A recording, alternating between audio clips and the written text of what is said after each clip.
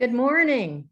Good morning, everyone. I am so happy to be here. My name is Peggy Bulger, and I am, I guess, representing the beginnings of the Florida Folklife program back in 1976. I served for 13 years as a state folklorist here in Florida. And just so happy that we're going to be joined today by our new state folklorist, Dominic Tartalia. But anyway, to get us started, this particular webinar, and also we were just preceded by the Florida Folklore Society meeting, is very exciting. It's something that I think all of us are grappling with today in the 21st century. This is a 2-day virtual workshop hosted by the University of Central Florida's College of Arts and Humanities. It's supported by a grant from the Florida Humanities. And I guess I am also representing Florida Humanities today as I'm on the board of directors. The next 2 days will feature scholars and folk culture experts from across the state, as well as student scholars from the university. And that's very exciting, our next generation coming up. And I think many of us are very excited to be mentors for those who are coming into the field in such a complex time. The presentations that you're going to hear, they're going to explore how folklore and cultural traditions contribute to our understanding of what it means to be a Floridian and how the state is a reflection of our collective folk heritage.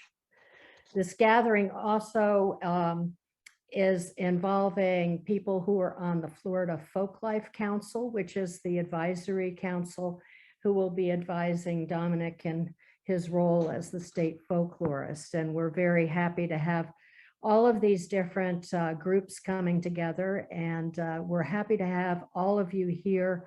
I know there's some folklorists from across the country who are listening in. And in fact, many folklorists listening in probably have worked in Florida at one time or another. I once added up how many professional folklorists have actually worked at the Florida Folklife program, and it's astounding. It's over 35.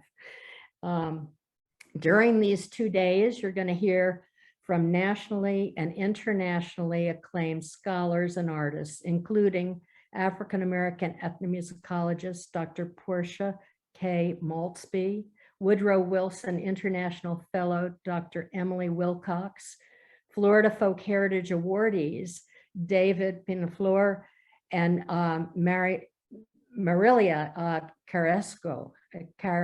I'm sorry, I'm butchering this name, but I know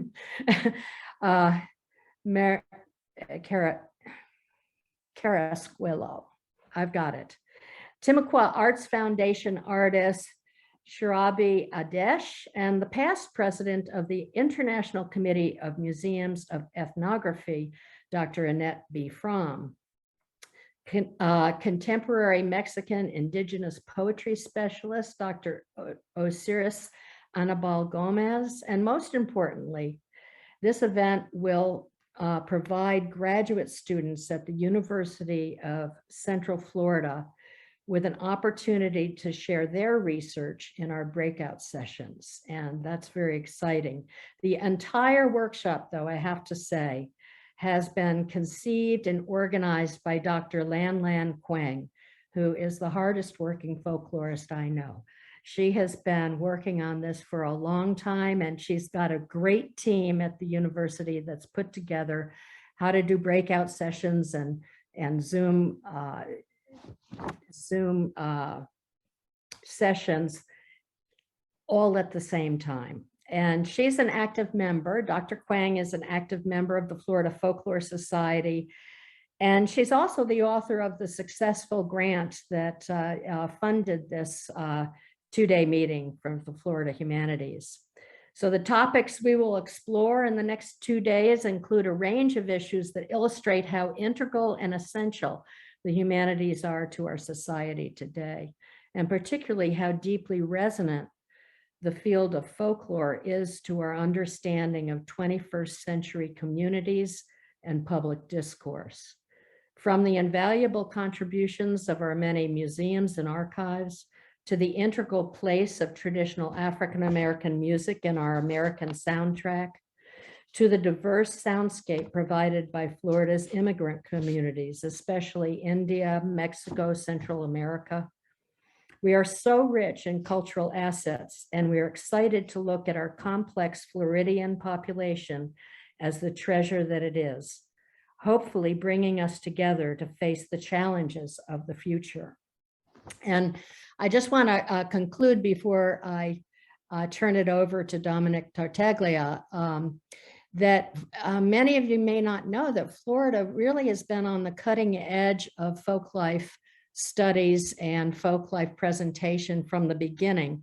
Of course, in the 1930s, during the WPA and the Federal Writers Project, Florida was the first state to collect ex-slave narratives and to really get into the oral histories of everyday people for that big project. And then in 1954, the very first Florida Folk Festival was held in White Springs, Florida, which is now the oldest running state folklife festival in the country. And it's been going, I think the only reason we didn't have an in-person festival was COVID last year, but we're really hoping for this year. And then of course, in 1976, the first state folklorist for Florida, myself, was hired. And we've been going ever since with wonderful people who have taken over that position and grown that the folklife program. It's known nationally as one of the strongest programs in the country. So with that, I'm going to turn it over to Dr. Dominic Tartaglia, who's going to introduce himself and what he's doing as our new state folklorist quickly. Hi, everyone, and thank you so much, Peggy. That I feel it's so honored to seamlessly take that transition and talk about the Florida Folklife Program now. But as Peggy said, my name is Dr. Dominic Tartalia. That is so many syllables. You are all allowed to call me Dom, which is so much easier and what I go by anyway. And let's see, I just started just under 3 months ago. It's going to be 3 months, I think, by the end of this weekend. I started up in Tallahassee at the Florida Folklife Program. Let's see, before I came to Florida, I guess we can go back that I got my PhD in folklore and ethnomusicology at Indiana. I graduated in 2019 from there, and I did a lot of work there about foodways and festival. More on that if you're around tomorrow with me and Natalie. I'll speak a little bit more about my research and how that influences the kind of things I study and would like to research as the Florida folklorist. Straight out of graduate school, I was in Maryland for a time. I was the curator and folklorist at the Ward Museum of Wildfowl Art, which even 3 years later doesn't get any easier to say. It's such a mouthful.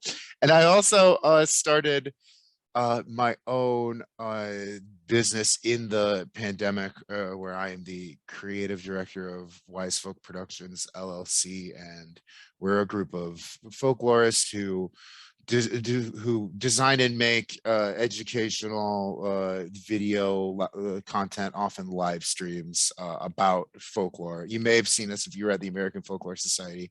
You may have seen us running the hybrid stream there if you're watching AFS from home this past year. That being said, on my way up to AFS, I had to pull over the car because I got the call from the state of Florida where they're offering me the Florida Folklife position. So it's still been, that was late or mid-October, so it's still been pretty new. But that being said, I have jumped right into the job and right into field work. I've already started on the 2022 fieldwork survey.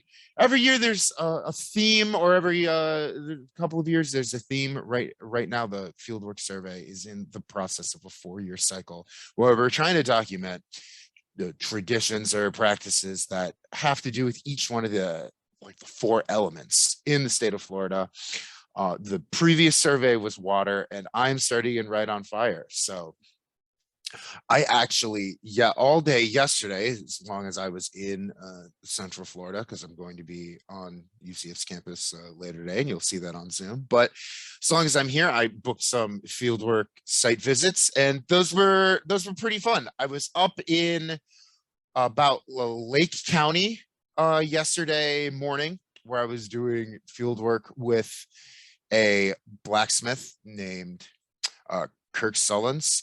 It was still I think the Orlando metropolitan area, but it was far away enough that I got snuck up on by a horse at one point while doing fieldwork. I turned around and there was just a horse next to me who was just he ended up rubbing his muscle against me. I don't know if anyone else has been completely sidled by a horse before, but I'm amazed how such a big animal can be so stealthy. But yeah, we did I did field work with Kirk yesterday. He's a blacksmith. He's been a blacksmith since about the late 80s. He spent a good portion of his career making the decorative metal displays that you see at Bass Pro Shops. If you see the big snapping turtle made out of iron or steel or something like that, or the really ornate fireplaces that they have in their kind of model living rooms at Bass Pro Shops. He was in charge of making all of those throughout the country. While he was doing that, I mean, he trains as a smith and got that job ever since he is with Bass Pro Shops anymore. He's been teaching a lot of people how to make these decorative animals out of metal, and they're really amazing. He does some really great work. That afternoon yesterday, I made it up to Gainesville, where I met Leslie Tharp, who is a blacksmith. The welder, metal worker. She has a fine arts degree from the University of Florida, but after she graduated, she did an intensive apprenticeship over a month or something with a smith, and she utilizes smithing into her art installations. If you're a Florida Gators fan, she made the big welded gator on UF's campus by the stadium. That's one of her most famous pieces. But I got to see her at the Forge yesterday. I got to see her latest big piece that she's been working on, which is a giant horse, I believe, for the Alachua Children's Hospital. It's a very big horse, bigger than a real life horse. And got to talk to her about how she contextualizes a tradition and all of these things as a practitioner of a particular folk art, among many other things in her arsenal. So it's been a lot of blacksmiths in my world so far, but I'm branching out. I'm getting into foodways next month, and I'm going to be very excited. I'm just very excited that I get to see all of Florida. Like Peggy was talking about earlier, it's a very big state. It's bigger than it looks on the map. And I'm excited to get all over and to see what Florida has to offer, and to be one of the people in the state who is documenting and archiving and doing field work on all of these artists.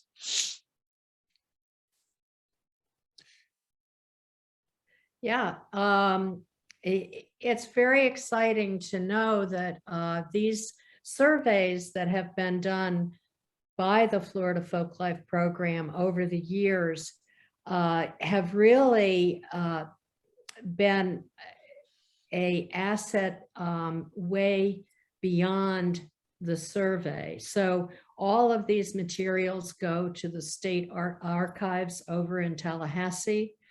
Most of them are in this Florida Memory Collection, which is available online. So any of you who are on this webinar and you have particular interest in a Florida topic, I would definitely check the state archives collections online first and see there's recordings, there's videos, there's papers that are totally available to anyone for research. And I can't say enough how wonderful it is to have a state where the state archivists are very excited about cultural documentation and about folklore and about how important it is. And so we're very lucky here that all of that material is not just buried somewhere in an archive where nobody can get to it. This is accessible to everyone.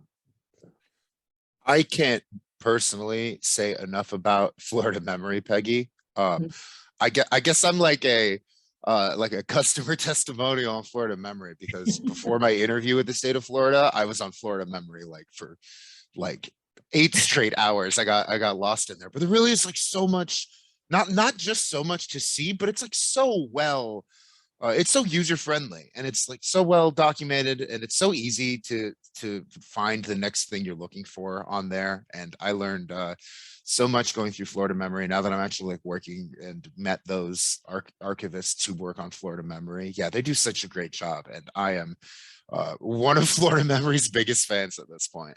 Yeah.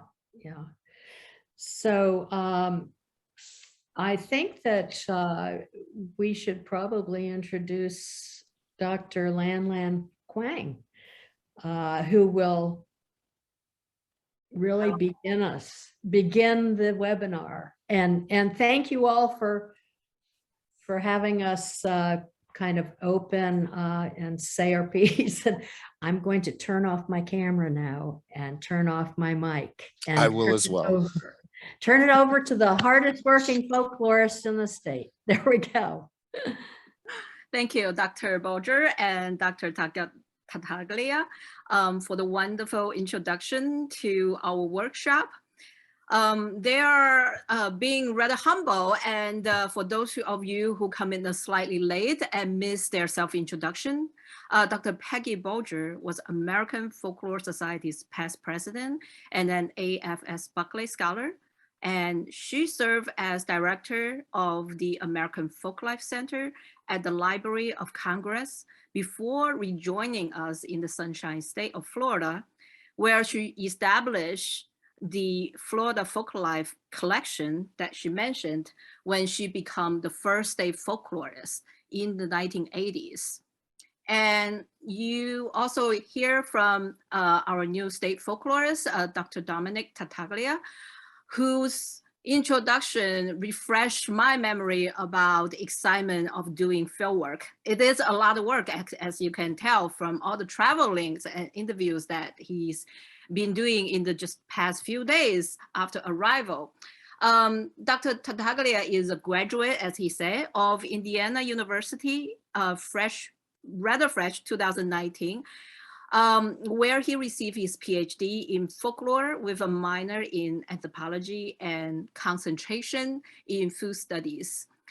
So he will continue on to direct the highly successful Florida Folklife program through FailSorry, as he described, Florida Folk Heritage Awards, of which some of the award committee that I've served on with esteemed scholars and experts in the field, including Annette From, who will be our first speaker that I will introduce in a minute, and artists in residency and apprenticeship program, which I introduce to my students as the younger generation of students who can be involved actively through this type of program that is actually part of the Florida State of Department. And also he will do curation of the folklife area at the annual Florida Folklife Festival, another exciting event that will present artists that is also well participate in this 2-day workshop. So Dr. Peggy Bolger and Dr. Dominic Tartalia, thank you both for sharing your vision on building strong communities and informed citizens by engaging Floridians in the heritage tradition, and stories of our state and its place in the world and beyond.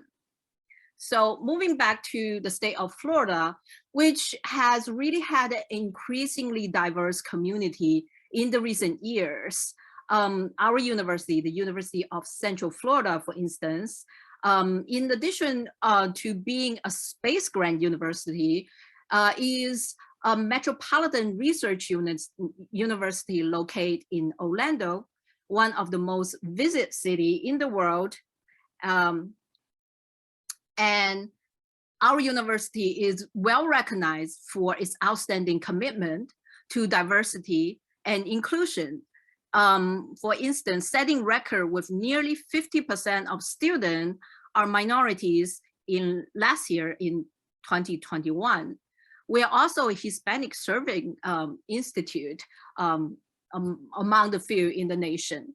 So to quote our UCF president, Dr. Carey, diversity and inclusivity are essential to our excellence, and our focus remain on helping all of our students realize their full potential. So last year, based on a student interest survey result, 2 new cultural studies courses focusing on folk and cultural representations were approved by the state and added to our humanities and cultural studies program at UCF. These 2 new courses, East Asian folklore and popular culture and Latinx expression, are designed to help our students acquire usable analytic skills in an increasingly culturally diverse and politically complex world. Today and tomorrow, after each featured speaker's presentation, our students, the new and emerging generation of young scholars, will share their own stories and research projects in the Zoom session. So please join us in all sessions after the 6 featured speakers talk and support our students.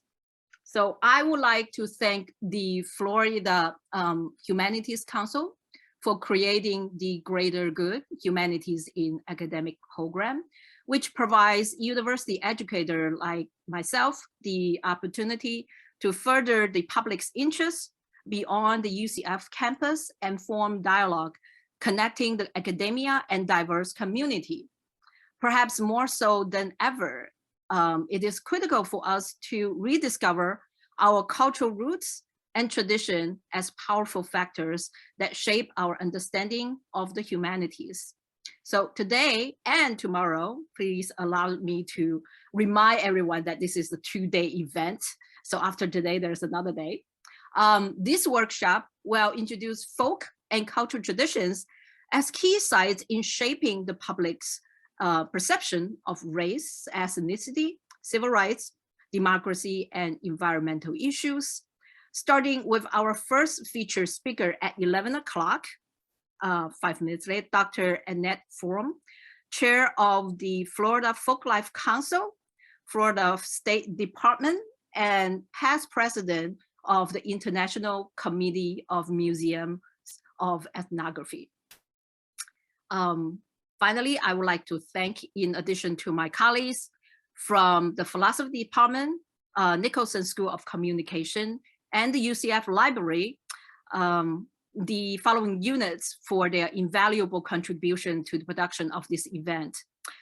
The Florida Humanities, Florida Folklife Council, Florida Folklore Society, American Folklore Society, UCF Philosophy Department, UCF Library, Special Collection and Archives, UCF Anime Spot, Asian Cultural Association, and also within UCF, College of Arts and Humanities, Office of Grant and Sponsor Program, Marketing and Communication Team, Office of Research, and Multimedia Event Team.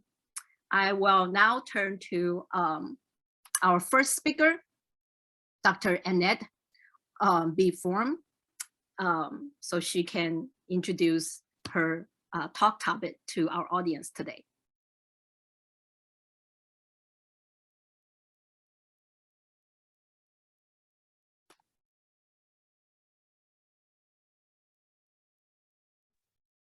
Good morning, everyone, and thank you, Dr. Kwang.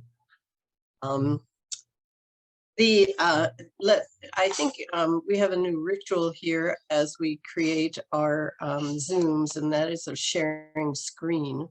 So permit me to do that and hope that it works correctly. Voila. So thank you, Dr. Quang, for inviting me to this important workshop and to join the work that you're doing with your students, who will perhaps be the new folklorists in our midst and take up the reins of the work that our predecessors have done. The intent of this presentation, as you can see from the title, is to introduce some insights into the role of folklorists in the museum. My comments are based largely on nearly 40 years of working in a number of capacities in several very different and distinct museums. Some reflections of how practices gained by academic training in folklore with museum studies courses will be offered.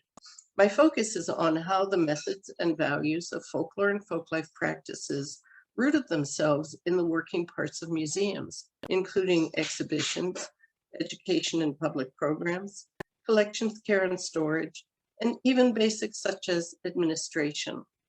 I hope that you will gain, oops, why are we not working? There we go. I hope that you will gain an understanding of the potentials of what folklorists contribute to the essentials of museum work. I'd like to start with some buzzwords that are swirling around the museum world today that actually reflect directly on the approaches taken by folklorists: community engagement, visitor-centered, collaboration, and inclusivity. Museum practice in different locations around the globe is evolving to encompass how these buzzwords are interpreted and what the notions they represent mean. So community engagement. Not only are the walls of the museums opening, but also the role of contemporary museums in community engagement has expanded.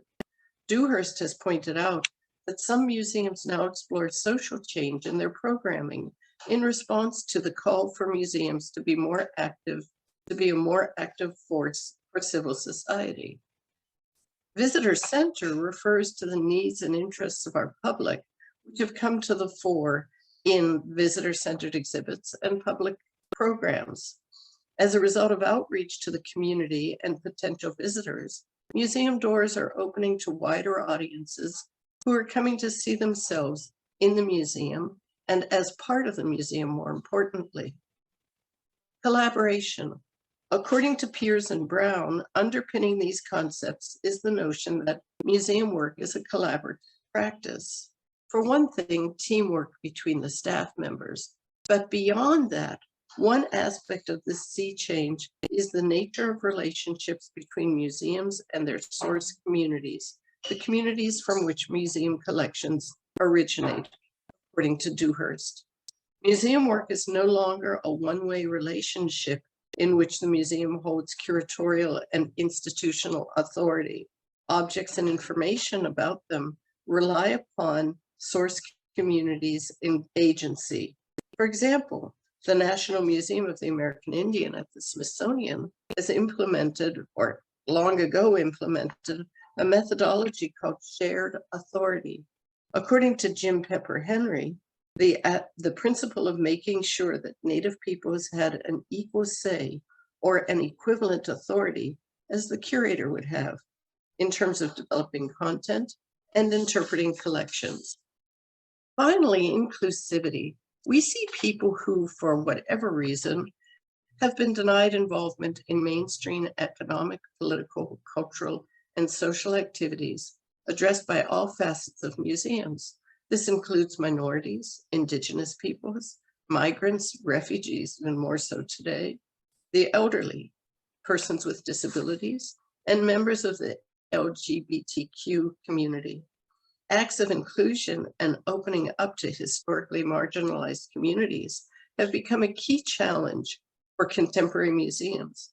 According to the International Council of Museums, Inclusive museum design can foster a feeling of belonging and how to adapt institutional structures, integrate projects that are produced in collaboration with diverse communities. As I already said, each of these concepts are built into the hard drive of almost every folklorist. We work directly with people. You just heard that from Dom. These are people who produce remarkable examples of traditional culture. Folklorists are engaged with individuals and communities as we seek out so many aspects of their lives. Our practice is inherently collaborative. Often we immerse ourselves into a community in order to better understand the milieu which generated that which we're collecting. One other piece, and that's communication. One more element that's so pertinent to this discussion of the intersection of folklorists and museums. Communication is a skill essential to both practices. One goal of today's museums is to engage visitors and see them leaving having gained some knowledge, having their curiosity awakened, and having them want to return. In addition, communication is grounded on listening. I think that might be in there in one of those little words. Listening is one of the key skills of the folklorist. Here's my business card. It's really a carte de visite, and I have used this for many years along with my actual business cards. You can see museum specialist precedes folklorist because my external identity has grown to be museologist, one who works in a museum. Folklore identifies my academic training and certainly an ingrained part of my identity. The cards from my places of work identify me by my job title in each particular museum.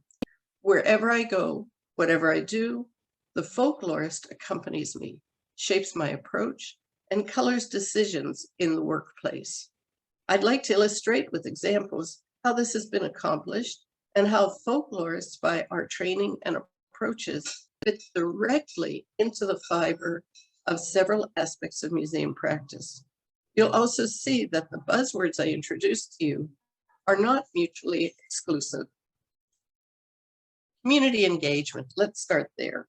At the small grassroots ethnographic museum of Cleveland, my title was folklorist. You see that on the top card, the white one, associated with the Immigrant Experience Project. We started with a publicly funded oral history project to document immigration to this industrial city. 3 of us worked for 2 years on the project, and the end result was an exhibition in which the words of those interviewed were used to shape the sections of the exhibit. We used the voices of the people we interviewed to shape the content and also serve as labels, not our voices. Other projects of the museum included a slide documentation of Easter traditions. On the left is a lady making a Slovenian object that's used on Easter on Palm Sunday. On the right, Dom, here's Italian pasta fagioli documented. We did a music documentation, and I inherited and completed a film on dance. No other museum in town focused specifically on the ethnic communities of the city. That was our community. All of this work was the equivalent of the stock and trade of folklorists. As we collected and documented aspects of traditional culture, we collected our interviewees' life histories. Now, in addition, as the curator, one of my other titles, I was the only member with previous museum experience. So I directed the oral history project, but I established the collections documentation, storage space, and curated the small periodic exhibits that we held at the museum. Fenster Museum of Jewish Art, now the Sherwin-Miller Museum in Tulsa, Oklahoma, was another small museum and one with a very distinct audience as we moved to this concept of visitor center. It filled 3 spaces located in what had been the entry area of one of the museum's synagogues. The museum had been lovingly created by members of both congregations Exhibits covered the full range of material found in Jewish museums: Jewish ritual art, archaeology, ethnography, Holocaust. Actually, under my direction, the Oklahoma Jewish Archives was begun. I did everything here: director, curator, educator, public relations, and more. And I apologize, I don't have more photos. Now, Tulsa is a fairly small, though influential Jewish community amidst a sea of evangelical Christians. The latter, to tell the truth, made up the most frequent visitors to the museum, with a very sincere interest in Judaism and the history, the grounding of Jewish faith. The exhibits that I joined, when I joined the staff, were fairly static. Exhibit labels were overly long in an uninviting typeface. Over my first year, I observed communication. I observed with surprise, as many of our non-Jewish visitors really devoured. They stood there and read these long, long labels from start to finish, despite their difficult format. I set a goal to redesign the museum to make the exhibits more inviting and informative, and also to add an art gallery. Following best practices, museum labels, while informative, should not be too lengthy. They shouldn't be a book on the wall. I hoped in the redesign to balance the best practices while taking into consideration the desires and needs of the visitor-oriented. With effective communications as a goal, I divided the revised labels into shorter segments and used an easier to read typeface. They too were eagerly read by all segments of our visitors. We moved to the Creek Council House in Okmulgee, Oklahoma, south of Tulsa, where a very different working situation and another diverse population presented itself. My assignment was twofold: to take over the $1 million restoration of this 100-year-old building and to reestablish the pioneer and Indian museum that it housed. The entire project, undertaken by the city of Okmulgee, presented a challenge. In the primary goal, I worked with architects, city officials, and others to complete the complex, sensitive historic preservation project. Simultaneously, the future of the museum had to be tackled. A strategic planning process was commenced. The committee included city leaders and, more importantly, members of the Muskogee Creek Nation and others. The inclusion of the voice of the tribe in all steps moving forward was imperative and impacted all the plans. It's very curious. You see the spinning wheel on the lower right. We had no idea where that came from and how it came to the museum. Was it from an Anglo pioneer family, or was it from a Muskogee Creek family? We kept it because a Muskogee Creek family would have had it, although we didn't know. Again, research, knowing the community, getting into the roots of the community helped us make that decision. So as part of the plan, the museum was transformed, I got ahead of myself, into one that focused on Creek Nation. And we carefully deaccessioned the pioneer material. Permanent exhibits for the building were designed, while at the same time short-term temporary exhibits were staged in the newly opened building. Input as plans were developed from the nation's cultural specialist, who recommended a number of revisions. He really kind of sat on me, but he knew was a vital part of the process. Another area of collaboration was my work at the Oklahoma Museum of Natural History, which was a similar yet greater challenge. A new, much larger building was being constructed to accommodate new exhibits and collection storage under one roof. The museum has a rich paleontological and natural history collection. The museum, as well as notable social science collections, comprised of local archaeology and Native American ethnographic materials. Though some of the peoples, as called the material culture, had been shown in temporary traveling exhibits, none had been permanently displayed because of lack of space. As the catalyst between the scientists and the contracted exhibit developers, my role was to guide the development of new archaeology and anthropology exhibits.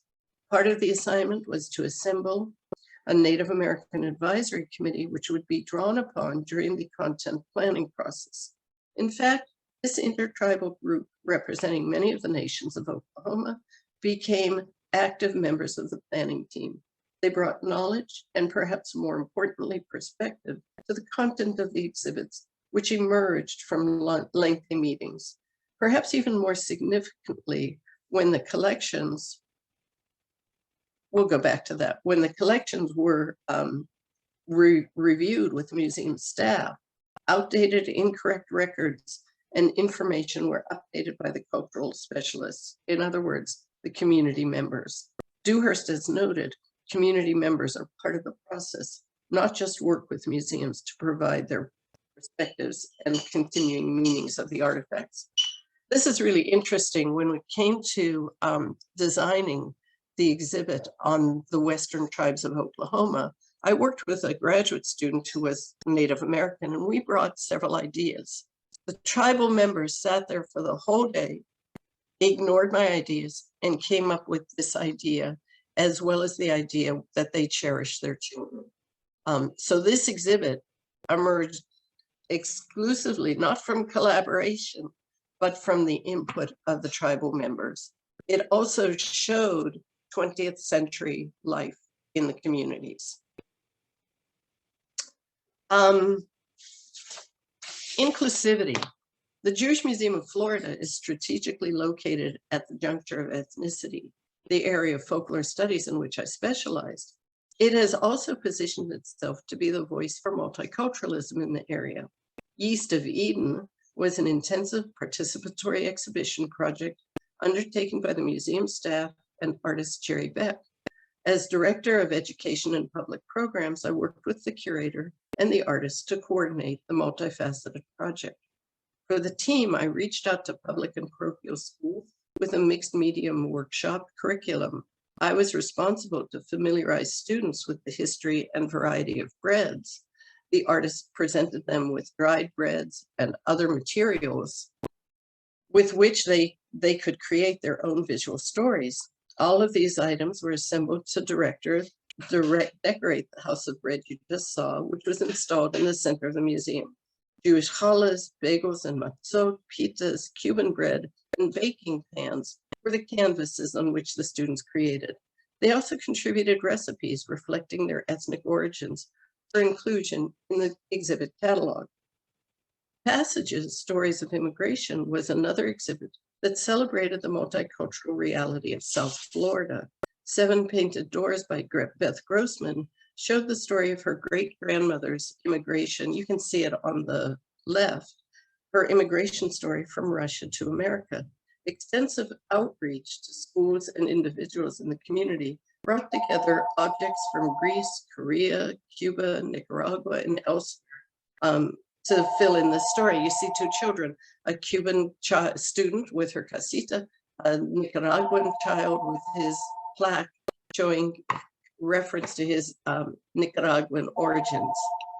Public programs that accompanied both exhibits and further included the diverse populations of our area. So we put this all together at the Frost Art Museum at Florida International University. Actually, there I was the director of the Graduate Certificate of Museum Studies. I hope that I instilled some of the approaches and values of folklore in my students. The museum director asked me to curate 3 exhibits of ethnographic materials in the walls of an art museum. Because of the distance, the approaches of inclusivity and visitor-centered were challenging to achieve. Collaboration, however, was imperative. In the development stage of spiritual healing, this is a show to let you see the exhibit, and Gogodala, the art and identity, which represented a group of people from Papua New Guinea, I reached out via the internet to cultural specialists, both in the American South Northwest and Papua New Guinea, to vet content, exhibit design, and label text, which in some cases did get changed. Again, this is the Papua New Guinea exhibit. Reflections Across Time, Seminole Portraits, was a collaborative effort with Atatiki, the Museum of the Seminole Tribe of Florida. The narrative approach was to contrast 19th century portraiture of Florida Seminole to the by non-native artists with the work of 21st century Seminole artists was an intensely collaborative effort. A symposium which brought together an anthropologist and an art historian from the university and 3 Seminole artists reflected directly on our goal, on our desire to be inclusive. So folklorists have been making marks in museums for the past so many years.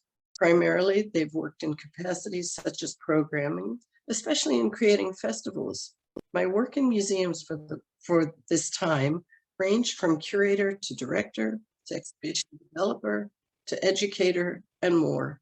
I've been fortunate in that I've worked inside a variety of museums, multi-ethnic, ethnic-specific, natural history, and fine art, with oral history, community collecting, inclusive exhibit design, education, programming, documentation, and more.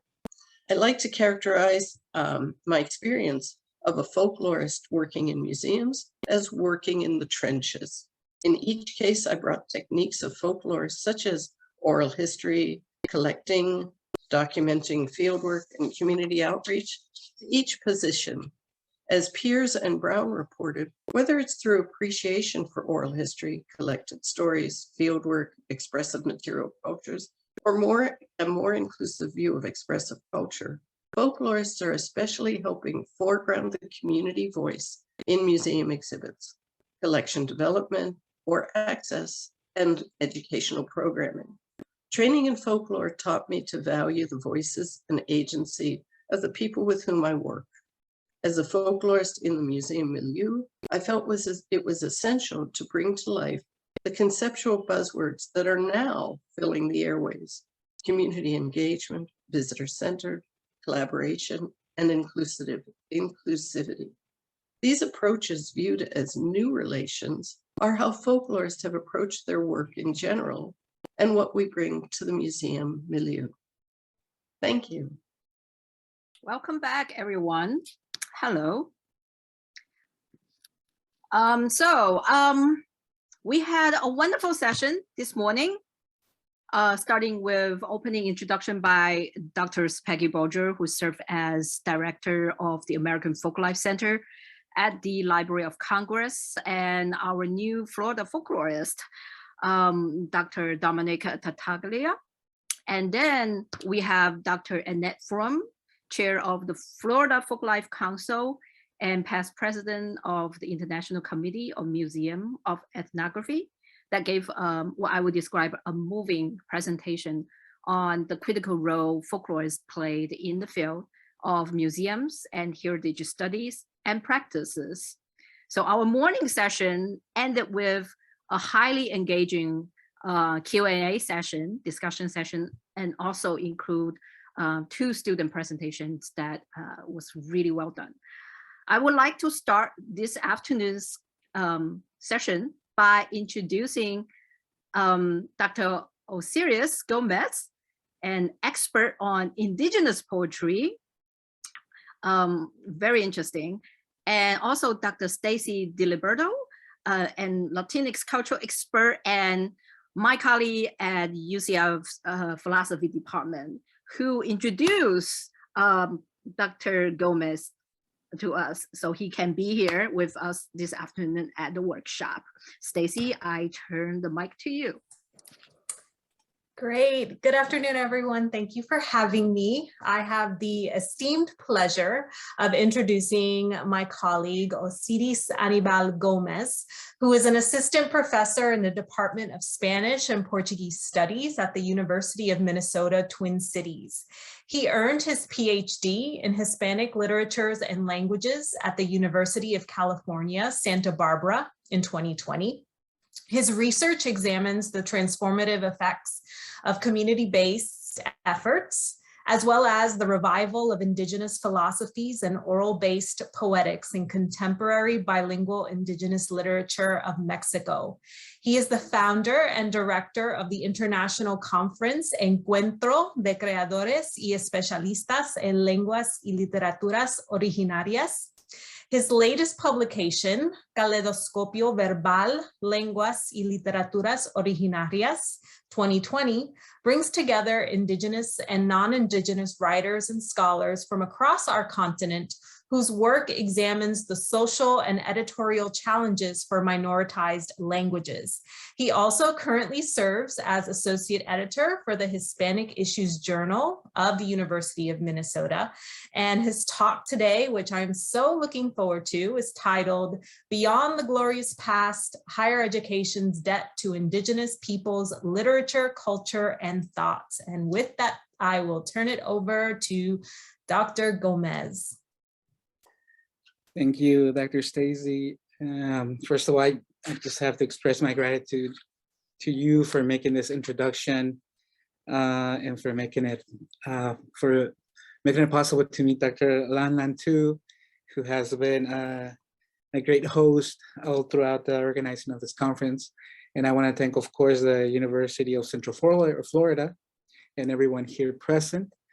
It is, I'm very excited to share what I do. And before I even start, please know that when I speak, when I talk about my profession and what I research, I do it with the most love and passion to transform it and to see that other disciplines such as the topic of today, you know, folklore is being rethink. It's being reorganized, it's being changed, and to me it's very exciting to be in conversation with all of you. So I'm a literary critic. That we should start there.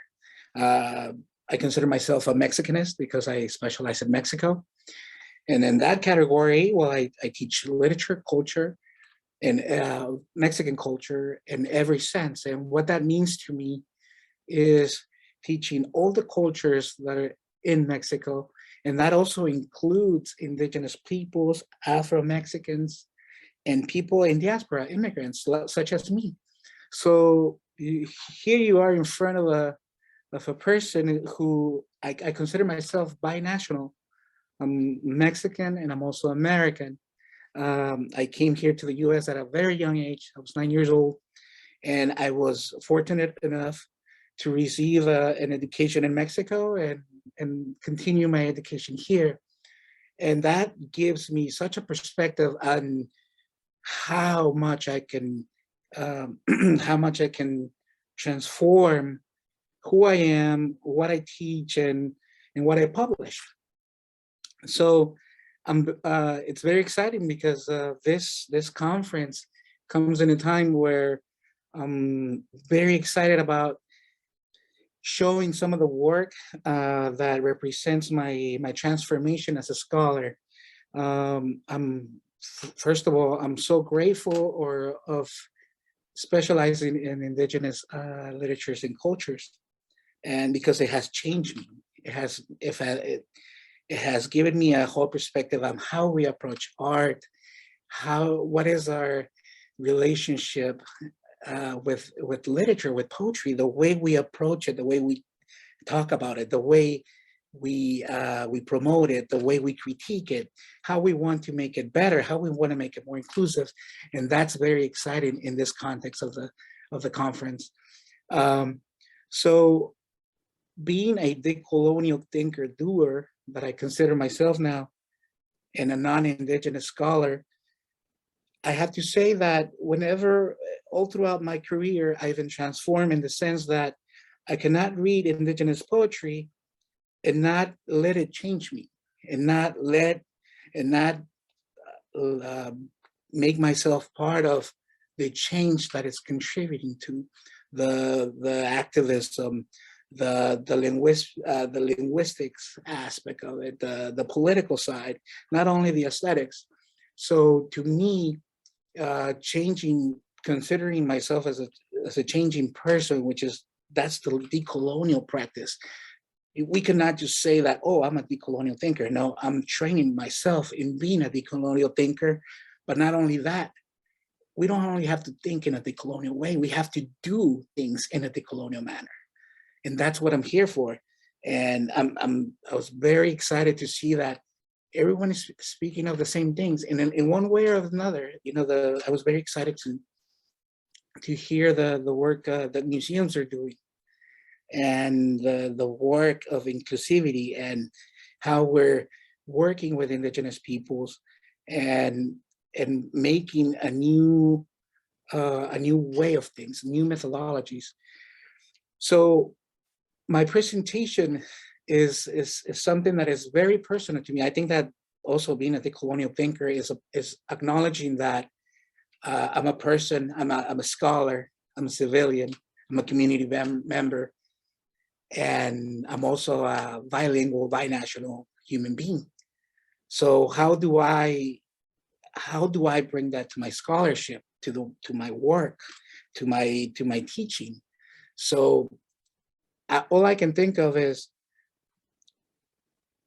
speaking from the experience of seeing all the things that my discipline, when we talk about Mexican studies, criticism, and just Mexican literature altogether, and this idea of the canon, right, which is already very problematic. It's very exclusive and elitist, and there are so many people that are already working, and so many people that have influenced my career and what I'm writing and what I'm saying and what I'm teaching my students. So, and what I'm saying here today is nothing new that indigenous scholars have not said before. I'm just giving a different perspective on what I do when I teach, the things that I want to change, and how I want to influence my colleagues who work in Mexico, on Mexico, and outside of Mexico, and everyone in conversation with indigenous literatures and native literatures of all over the world. So I'm going to share my screen, and please bear with me. There we go. So what is the idea of the glorious past? Is this very problematic thing that that indigenous cultures have this space in canon that deserves to be valued, something that is the beginning of a national literature. And I think that's very superficial. As we know, that's something that just sets a time frame, that it legitimizes modernization. It brings the idea that, okay, this is when literature started. And in oral traditions, as you know, that's a very problematic idea, because this is like saying that literature was born out of writing.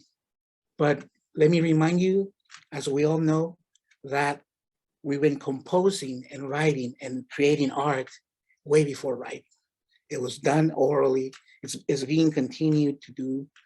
There are great poets that don't call themselves poets. The only thing we can say is that, man, wow, they're poets, but those compositions have a real function, of not only a symbolic, but a very community-based function that is being transformed into literature too. So I think it's useful to look at this idea of the sacred. When I read Benedict Anderson's Imagine Communities foundational work in nationalist studies and all this idea of national literature, and to me it was this idea that a modern nation needs a canon, needs an official literature, it needs an official language, just one, and it needs a glorious past. People have to be proud of their descendants, right? So the Imagine Communities, Anderson's work, there are 4 components that I can briefly summarize: place and space of origin. As we all know, modern nations need a narrative that officializes the beginning of a nation, right? And in the case of Mexico and many countries in Latin America, and here too, and well, we countries have decided to go to the narrative of the pre-Hispanic past, like that, this idea that everyone at some point was pre-Hispanic. Language. You have to have an official language, right? In the case of Mexico, it's Spanish, and that's completely horrific, because Mexico is a country with 68 languages and 364 variants. Imagine how destructive this can be. How many of us have grown up believing this idea that, well, people speak dialects, people speak other types of expressions that are not languages, and this is a very hurtful idea. It's dangerous, it's to say the least. So if we only have one language, we're only going to have one literature, right? And so that begins a whole epistemological erasure, right, and silencing. And the foundational literature also promotes the idea of one identity, of one race, a mixed race, right, in the case of Latin America. So national identity, we need to create an identity, right? National philosophies. In the case of Mexico, we have Mexicanidad, Mexicanness. And this is where, we have to understand the power of the figures, the intellectual figures that have given us this idea that, yeah, sure, they made a great contribution, and we're going to talk about some of them here, two of the most influential. But again, this is in today we can no longer. We have to continue to question, and scholarship has been doing this in critical race theory, and and historians are looking into it. And we're how can we really not only acknowledge a pluricultural state, but how can we reclaim those things that have been silenced and have been subject to violence, right?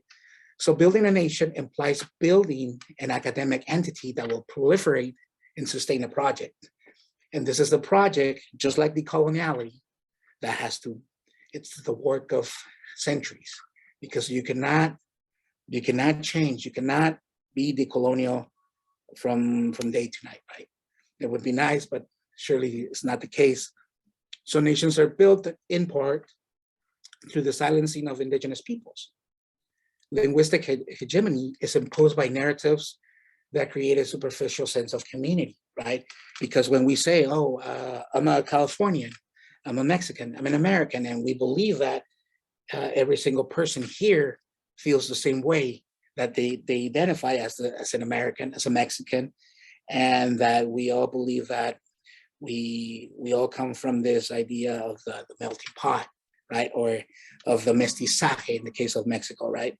Of the mixing of indigenous and Spaniard in the very romantic way, blood, which is an euphemism that just intends to cover the violence behind it, right?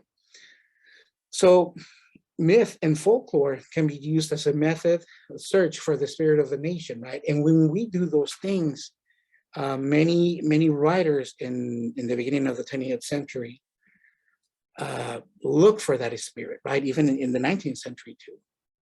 People were looking for the spirit, and this is where myth and folklore gets appropriated, right? Some things become the iconography, the emblems of something collective, right? So the Mexican paradigm, as you know, Mexico is a like I said, it's a country that has 68 languages. And whenever we think of Mexico, what do we think? What is the first thing we think about?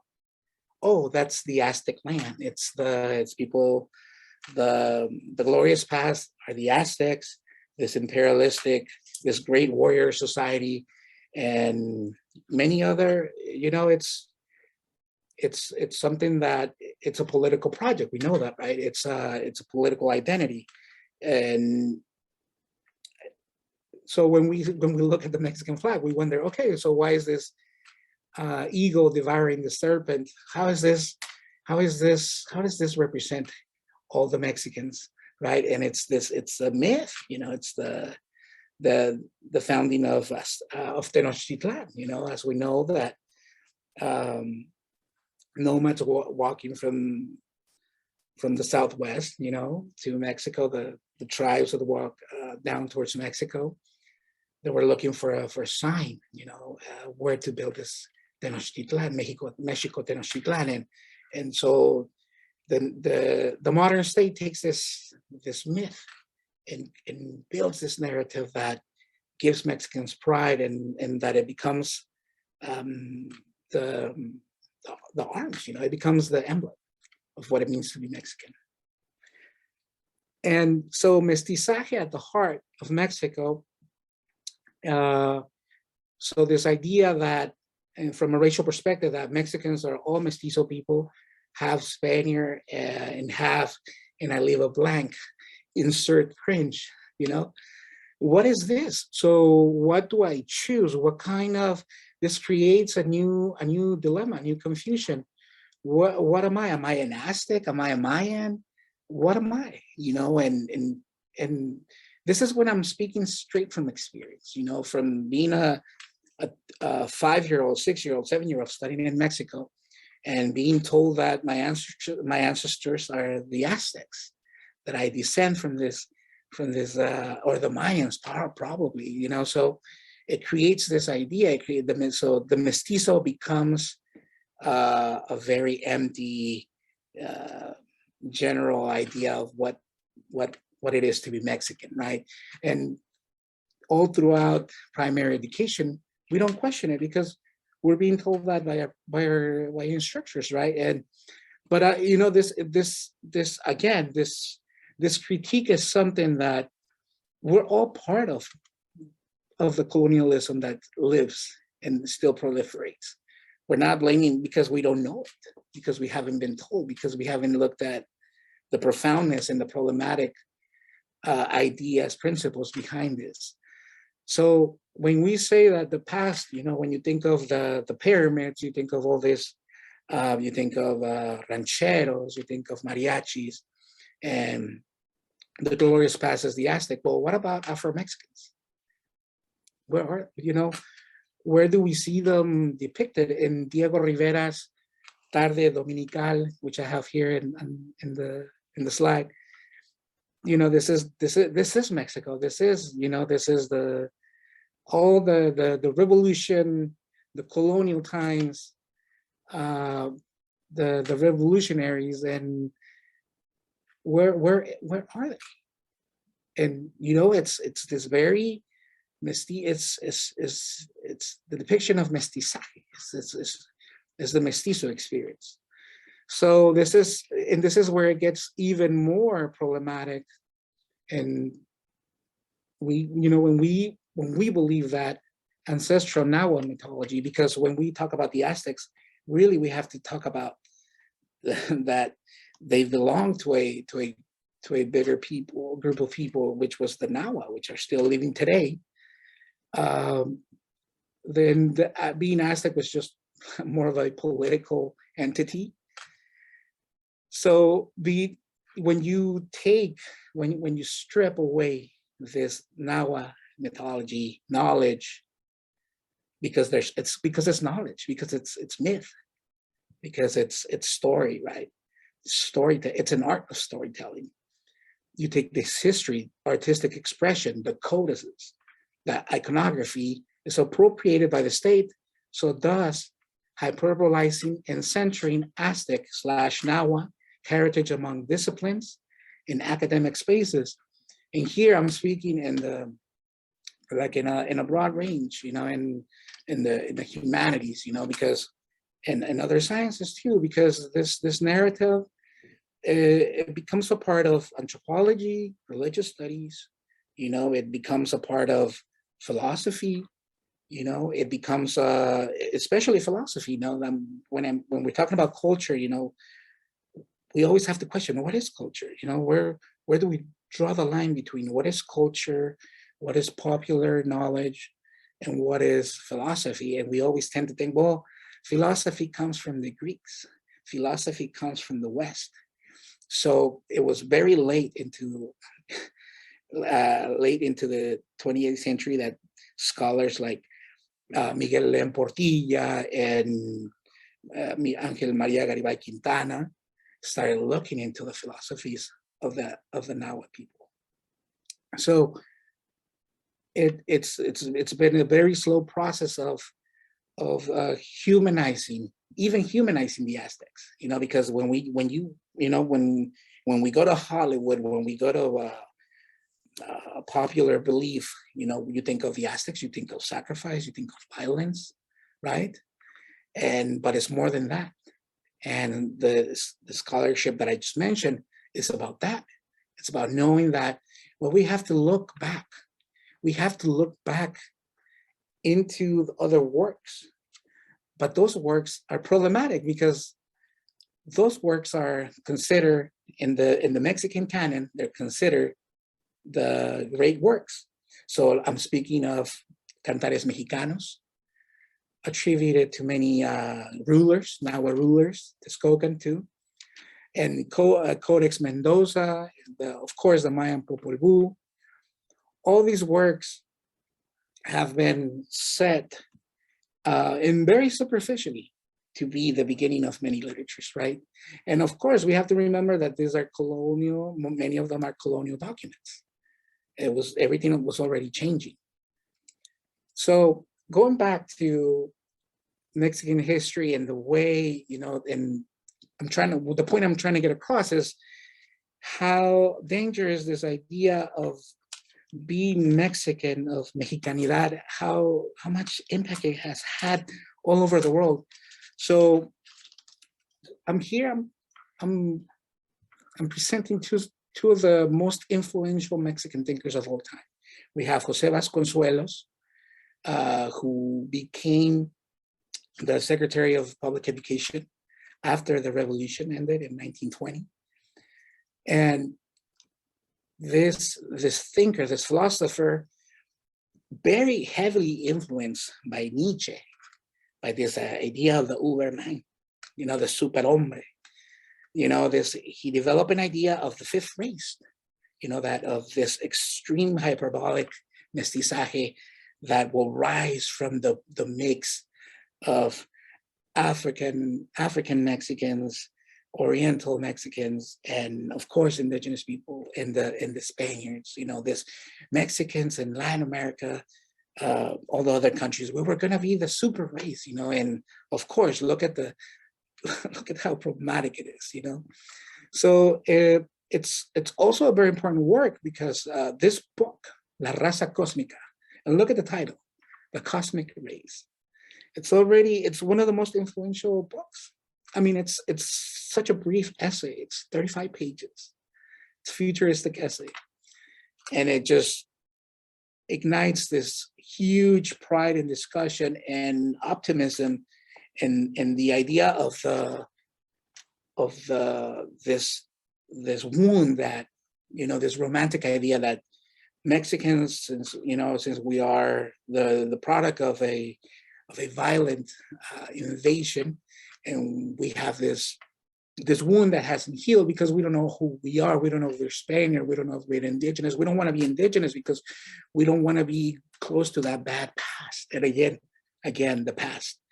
So Vasconcelos brings this very optimistic, powerful essay that changes the way many thinkers speak of what it is to be Mexican.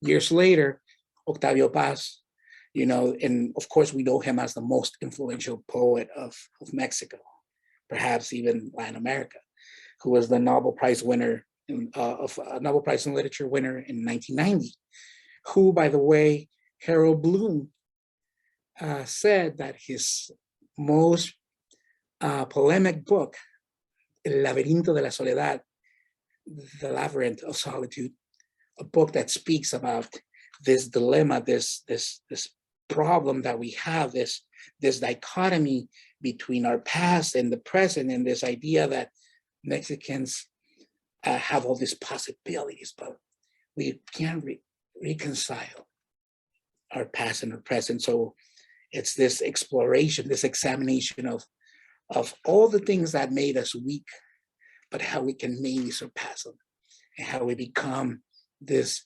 very universal human being. You know, again, he's heavily influenced by Jose Vasconcelos. In this book, it's one of the top-selling books of Latin America, Laberinto de la Soledad, translated to many languages all over the world, becomes, according to Harold Bloom, one of the most influential essays in Western thought. So that has a lot of weight.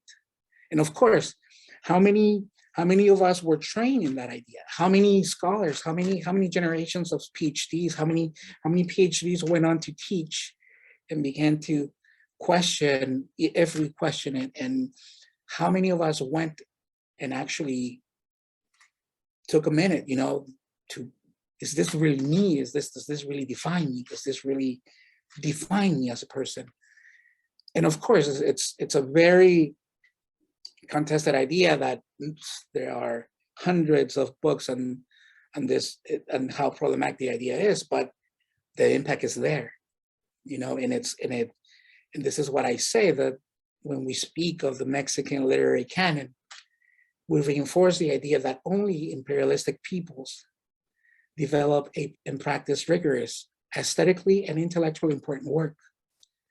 The chronological formation of the canon intensifies the idea that indigenous peoples need to be saved, instructed, intellectually adapted, and thus prolonging colonization.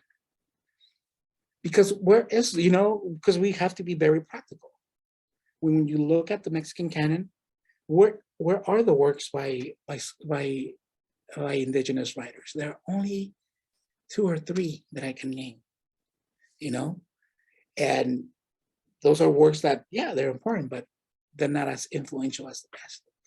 But 3 writers speak for 68 groups of people. So the influence penetrates primary and secondary sectors of education. Children learn, like I did, to only value the indigenous past.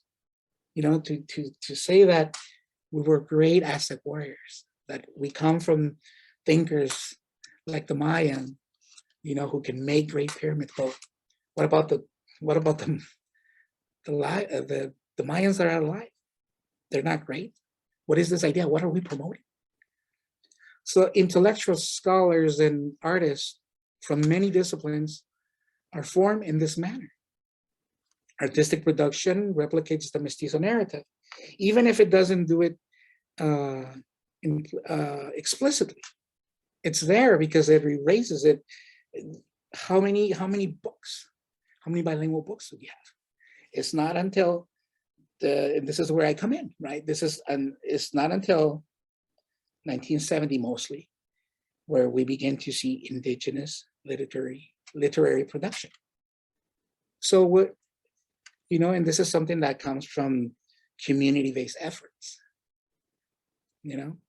So it's a conversation that it has penetrated many aspects.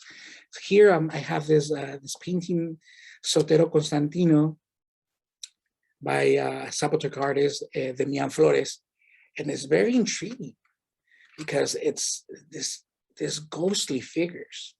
You know, this is part of one of my theories. You know, this is one of the theoretical frameworks that I'm working on. Is this ghostly perspective and experience that we have developed around indigenous peoples in many countries? How do we think that so many people are not part of media, literature, music, but we know they're there, but they're just there in the back. So it's like a ghost. It's a very indeterminate existence. It's kind of like being half alive, half dead. So what can we do different? This is, and please consider this meditation, if anything is useful for you, because I think this can go. We can think and do these ways in many of our disciplines, in many of the humanities.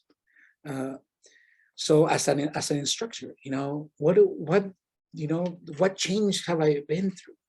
So I have to think that the way I was trained, the way I had to, how do I understand indigenous poetry if it's bilingual, if it's oral based? How do I theorize about it? So I have to go to the oral place. I have to go to the oral foundation, that dimension, and it has different principles. It has to be something that I have to learn from indigenous peoples. It's not the other way around. It's about changing the idea of studying indigenous people. No, we're learning from indigenous peoples. And we have to do that ethically. We have to, as we've been saying, we have to continue not only collaborations, but making projects that are about doing. I mean, because like I say here, and I'm quoting indigenous scholar Linda Tui Smith, the colonial praxis is, among other things, decentering the idea of books as an artifact of power. Because knowledge, as like I said before, it doesn't come, as we all know.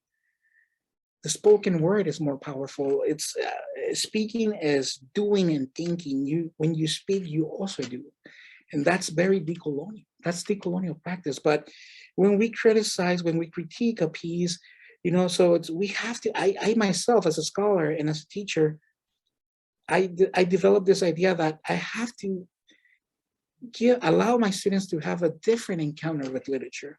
How do I do it? Well, not only by diversifying myself, not only by including intellectual work and production by indigenous authors. That's not all that we have to do. That's great. That's a great start. But we have to go into the knowledge-making practices. We have to change the way we think that we are the center of learning. That this collective, when we focus our practices on sound, on doing, on the collective, on community work, well, we understand that we have to decenter the figure of the instructor, that we're all learning, that we're all doing, that we can solve things and as a group, as a collective intelligence. Is that, and here I'm following Zapotec scholar Jaime Luna. Ceremony and festivities are community services where knowledge is created. And sometimes we forget that. We forget that there's a tradition and we only see the superficial, the food, the music, the gathering, but what does it mean? How did we get there? How is this more than symbolic? How do we get the food? How is this something that is more than ritual, that it has a real connection to earth, to the place and space? How do we know that this is about continuing? It's about continuing a way of life. So it's not only a celebration. So we have to look into other modes of knowledge making, oral testimony. We have to look into media. We have to look into YouTube. When we have to be ethical about it. We have to know that indigenous scholars don't have the same means that we do. That we have to open space. That we have to be, but not only about. We have to give them the place they deserve. That they don't have to adapt to just writing and just publishing. No, there's so much knowledge in audio, in video, So this is where ethnography comes into place. Service, what do we do with service? How do we encounter, how can we research literature through service? What is that? In biography, when we have our students do biographies, self-biographies, and have them research who they are, who their families are, and acknowledge that we might be settlers, we might be immigrants, we might, but how, what is the problem? There we encounter the problem. There we encounter the matrix of decolonial. You know, that's where we are. We have to be, we're all part of that dimension. And we don't know why are we forgetting? Why do we want to forget? You know? So from students, you know, I say, asking instructors what it means to be thinking, doing. Are we being decolonial? Are we really following through with the way because what I'm saying is that once you read indigenous poetry, you will be changed. You have to change the way you think. You cannot just consume the literature. You have to understand that there's this crisis involves more than language, more than territory. It's about climate change. It's about mining. It's about violence. And we have to learn to grieve together, like Mexican philosopher and author Cristina Rivera Garza has theorized. You know, we have to grieve together.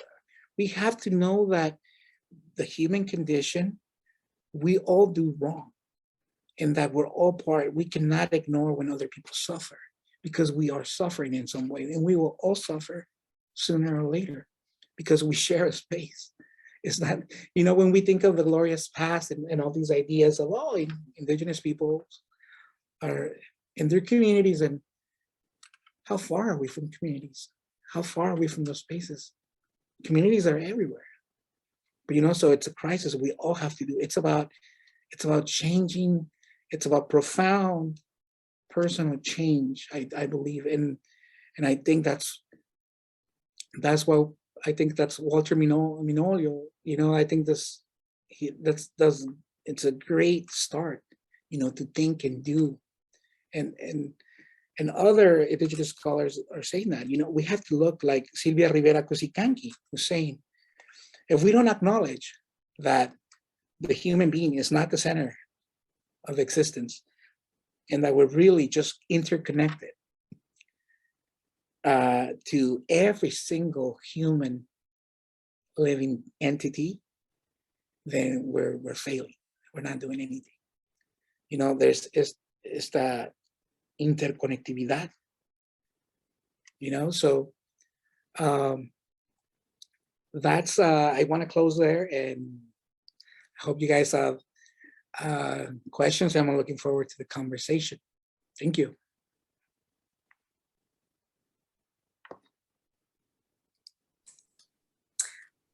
Orale, Osiris, thank you so much.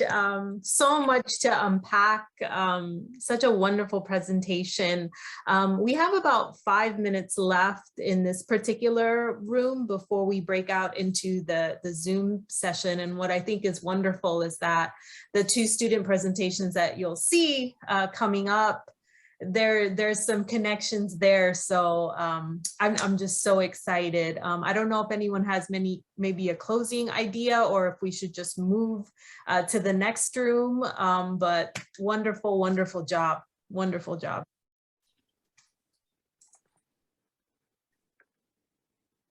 Hi, thank you so much. And I was telling Stacy that you're so passionate, and it's so moving to hear, to listen to you talk about the topic. And we can discuss a little bit further, but I just want to express my appreciation of you making the time to be here with us today and enlighten us with some of the, you know, the details and information that I believe many of my students are probably unaware of, and now would become more conscious as we teach in the higher ed, right? So.